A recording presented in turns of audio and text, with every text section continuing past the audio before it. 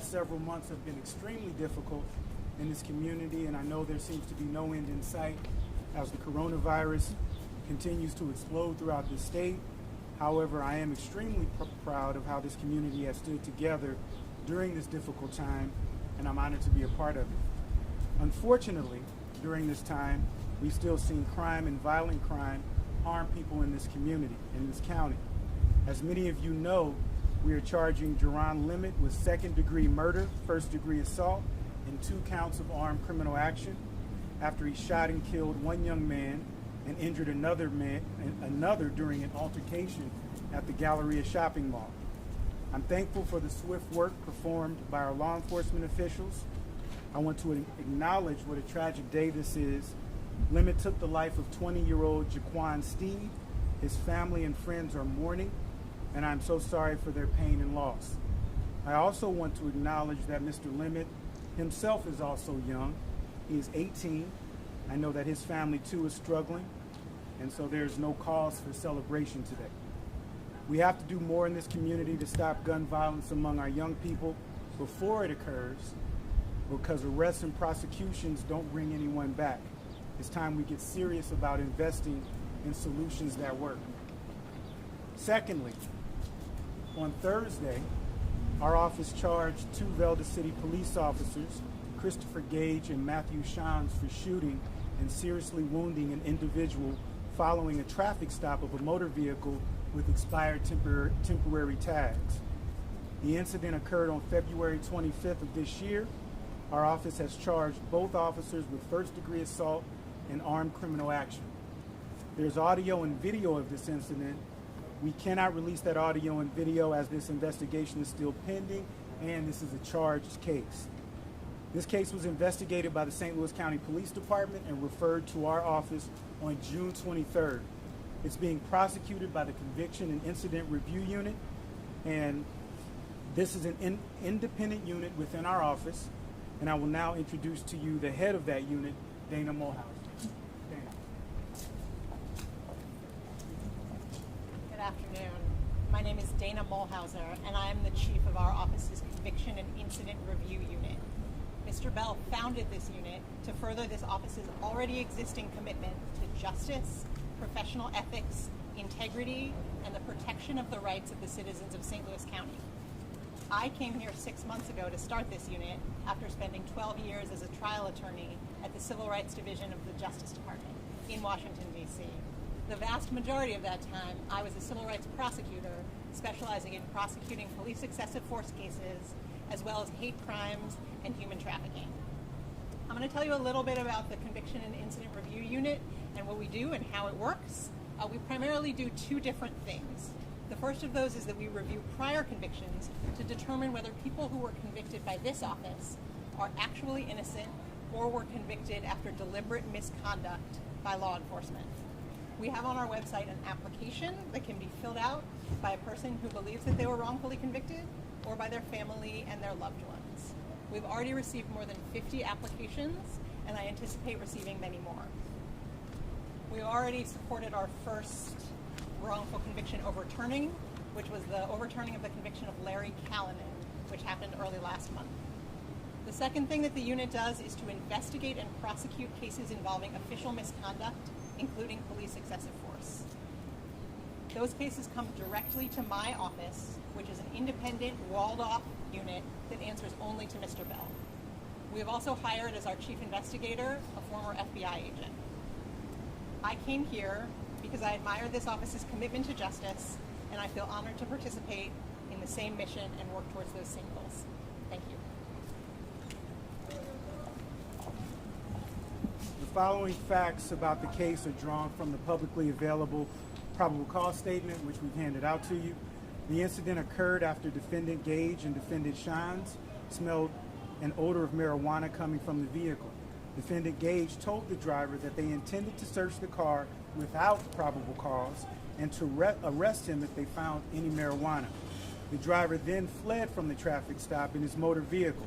At that point, Defendant Shines falsely reported over his police radio that the driver had tried to run him over. The driver turned around at the end of the block because it was on a dead-end street. When the driver came back down the street, Both defendants were standing out of the roadway in a small parking lot. Defendant Shans then walked out to the center of the roadway into the path of the driver's vehicle. Defendant Shans began walking down the center of the roadway toward the vehicle and yelling at the driver to stop. Defendant Shans fired his handgun multiple times into the vehicle, first as he was approaching the vehicle, but then continuing as it drove around and past him into a busy street. After the car had driven around Defendant Shans and was headed past the defendants, Defendant Gage also fired his handgun multiple times into the vehicle. A criminal charge, I do want to remind you, a criminal charge is merely an accusation, and the defendant is presumed innocent until and unless proven guilty. And with that, I'll take a few questions. What did the officers report after the incident? What did they say happened? All I can give you right now is what is in the probable cause statement, which was reflected in some of my remarks. And keeping in mind, this still is an ongoing investigation, although a charged case. What's the status of the officers, prosecutor? I'm sorry, What's the status of the officers with their employment with Bell City? I'm not aware of that particular status. Their attorney has been contacted, and my understanding is that they are either in custody or will be very shortly. It says in here that Officer Shens falsely reported that they had tried to run them over. Is there any charge or possible charge associated with that? With respect to Falsely reporting? and as I stated before, with any case, it is a pending case, and there's always the possibility of more charges to be added at a later time. Is there one lawyer that's representing both officers? I'm not aware. I don't believe so, but I'm not sure. But it does say, Defendant Shans began walking down the center of the roadway toward the vehicle and yelling verbal commands to AA, who I believe is the shooting victim, correct? I'm going to let Driver of Dana the car. expand on that. To stop. Yes. And the car kept coming toward the officer who was telling him to stop. Yes, so the car was driving towards the officer, telling him to stop, and then the car drove around the officer and past him. When did he shoot? So the officer began shooting when the car was in front of him, and he continued shooting first as the car drove around him, and then as the car was past him. So is there any concern that how's this officer in that split-second decision supposed to? I'm devil's advocate. I could be a defense attorney, I guess, with this question. How's he supposed to determine if the car's coming right at you, and you're an officer, and you're telling him to stop, and it looks like he's going to run you over? Or you can't shoot then? So that will. I'm sure we will have that argument in trial. I will note a couple things from the probable cause statement. One is that when the car was driving down the road, the officers were out of the road in a small parking lot, and one of the officers walked back into the road in front of the car. I'll also note that as the probable cause statement says, both officers continued to shoot once the cars had gone around and past them without them. Where did it cross the line from the officer doing his duty, trying to protect himself and his partner, to a crime?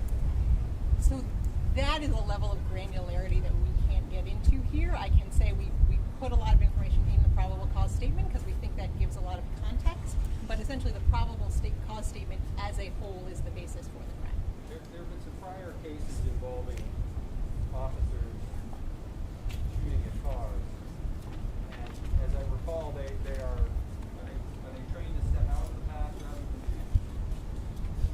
I don't know if I'm at liberty to go into police officer training. However, as the probable cause statement states, the individuals were in a parking lot to the side, and one officer put himself in the roadway. And I want everyone to keep in mind, the stop was over expired tags. And I'm not going to get into case law, but that is one of the things that goes into consideration with respect to use of force. You all are saying these officers did not behave properly. What should they have done in your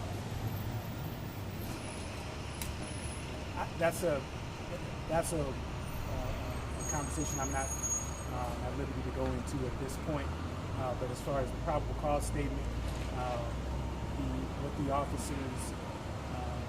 what the officers did violated the law, and that's why they were charged. What do you say to these officers and their lawyers who clearly say that they were in fear of their lives? Again, this matter is on, there's audio and video of this matter, and let's keep in mind, as the probable cause statement says, is that once the car passes, there is no fear at this point. And keep in mind, this was a at best misdemeanor or ordinance violation, and Mr. Wesley Bell, and I I'm have going a to finish question his for you, argument. sir. And so just keeping in Considering mind, I'm one of the officers, and I would recommend that you. I would talk like your to know when that car passed me, that citizens and or other police officers were not in fear of their lives. Conference now. At this point, because this case has been charged, I am going to advise that my understanding is that both officers are represented by counsel, and I would recommend that counsel speak on behalf of those officers, understanding your constitutional rights. So if there's any questions for you all, then you all answer those questions. How's the victim? What's his? Is he still hospitalized? You know, any progress on his recovery?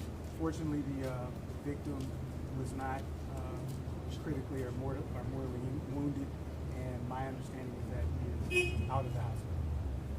I know you say a lot of things are under investigation, but it is written in the probable cause, falsely made a statement on the radio. Talk about that. What do you take issue with regard to what's written in that probable cause? I think the probable cause statement speaks for itself. We still have to make certain that we are respectful and considerate of the constitutional rights of the officers, which is why in my statement I made mention that this is an accusation and they are by law innocent until proven guilty. But the probable cause statement speaks to that, and I think that speaks to that particular that question. When police stop a car with expired tags and they smell marijuana, which is still illegal in Missouri, and the suspects try to speed away, do they just let them go? Is that the new rule? That's not the question of letting them go, because first and foremost, as the probable cause statement talks about,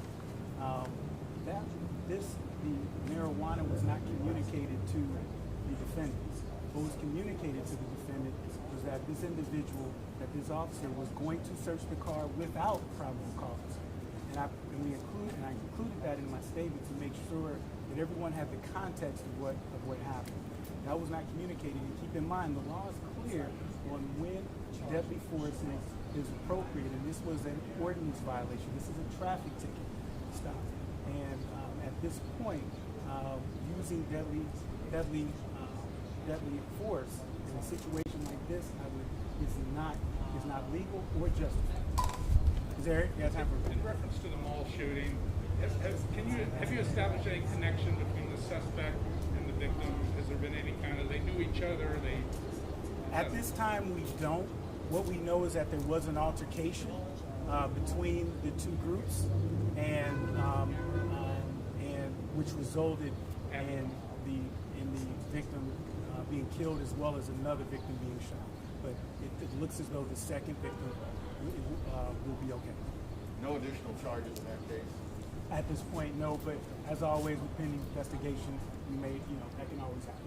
Any other suspects brought in? I know they were still looking for 2 or 3 more. Not at this point. Okay. Thank you. Thank you.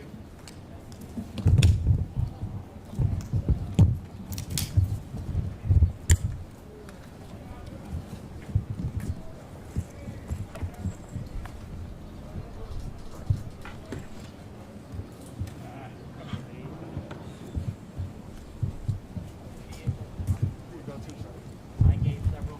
Just sit with that, thank you. The vehicle did not stop. At that point, I was in fear of my life, and that's when I pulled the trigger.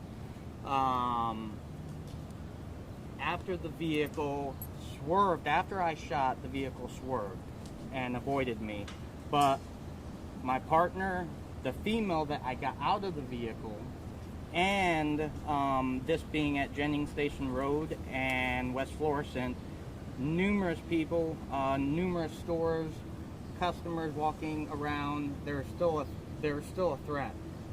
We are trained to neutralize that threat, and that's exactly what we were trying to do. They accuse you of making a false statement on the radio.